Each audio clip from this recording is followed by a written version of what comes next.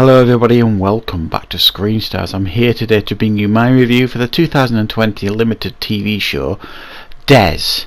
This was a show that was co-written and directed by Lewis Arnold, and it stars David Tennant as Dennis Nielsen, Daniel Mays as Peter Jay, and Jason Watkins as Brian Masters. Now, this has just been recently shown on British TV. It's an ITV drama. I'm sure it'll be available across the world either now or at some point. Maybe Netflix will take it up. And this show is based on the book Killing for Company, which was written by Brian Masters. And it focuses on the arrest and events following the arrest of Dennis Nielsen, who was a serial killer in the UK in the early 80s. Late 70s stroke early 80s is when he did his killing over a 5-year period, and he was arrested when there were complaints about the plumbing at his address. He was one of the people complaining as well, strangely, and when it was investigated by a plumber, they found like human flesh and human remains in the sewer system. The police were called, and it led to the immediate arrest of Dennis Nielsen. And rather than denying everything, he was remarkably cooperative with the police, and he actually said, "I'm glad you caught me when you did, because it would have been 150 and not 15 bodies that he would have been responsible for killing." So yes, he killed, or claimed he killed, up to 15 people, but from my understanding of watching this show, only 8 bodies were identified. So yeah, he claimed that he killed up to 15 people and attempted to kill another 7 or 8. And this dramatisation follows that, and like I say, it's based on the book by Brian Masters, who in the show is played by Jason Watkins, who after his arrest becomes fascinated with the story and contacts Dennis Nielsen in prison and asks if he can come and write his story and be his biographer. And that was the book that followed, Killing for Company, which this show was based on. Now,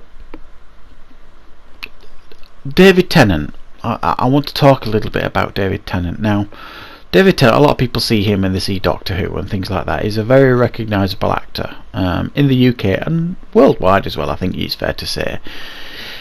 He is a respected actor and is a very, very good actor.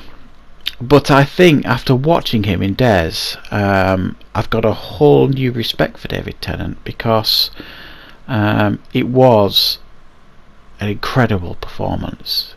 It was chilling, it was unnerving, but ultimately one of the best performances I've seen on the big screen or the small screen for quite some time by David Tennant.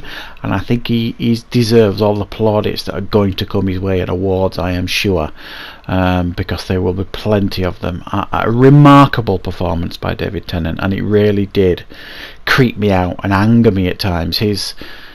This character, this person, David Nielsen, that he was portraying, the brazenness of him, the fact that he thought, because he was being very cooperative with the police and he had a history of serving in the armed forces and he was a police officer for a short period of time, and then he spent the rest of his career as a civil servant, that he deserved a little bit more respect, and he wasn't happy of the treatment he was getting and things like that.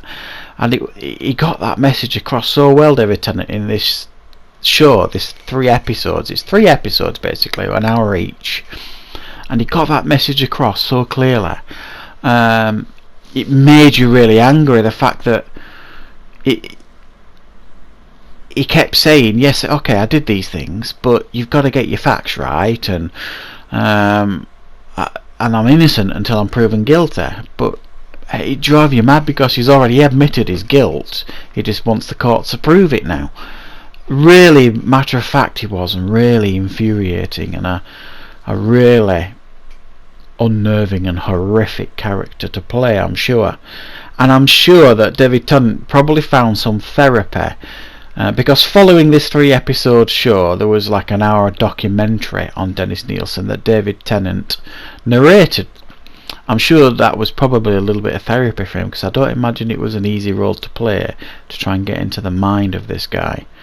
But he really did do a remarkable job, as does Daniel Mays as Peter J, the officer in charge of the investigation. The police side of it infuriated you as well, because after he had identified 6 victims, basically Scotland Yard turned around and said, that's it, we can't afford to carry on this investigation, we've got enough to put him away, we're just going to do it now and put him behind bars. And you were like, oh my god, there's all these other people that deserve peace and the families need answers, and the police just kind of stopped the investigation. And then, so the first episode was basically him being arrested and questioned by the police. The second episode kind of focused on the police gathering evidence and things like that as much as they could, and the third episode was all the court stuff when he was up in court.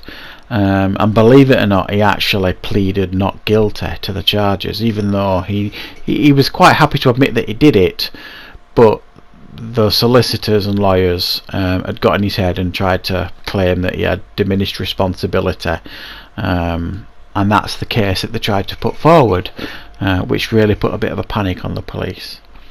So this was an outstanding limited 3-episode show.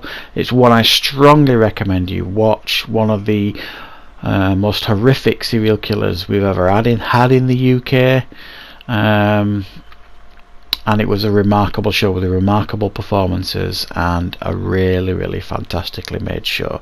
And I'm not usually a huge fan of like British dramas, BBC or ITV and things like that, because most of the time they're not particularly good, but this one was remarkably good and I really enjoyed it, and I strongly recommend you check it out. So it's a 9 out of 10 from me. Check it out if you get the chance. Thank you very much for watching, and I will be back with more content on Screen Stars very, very soon.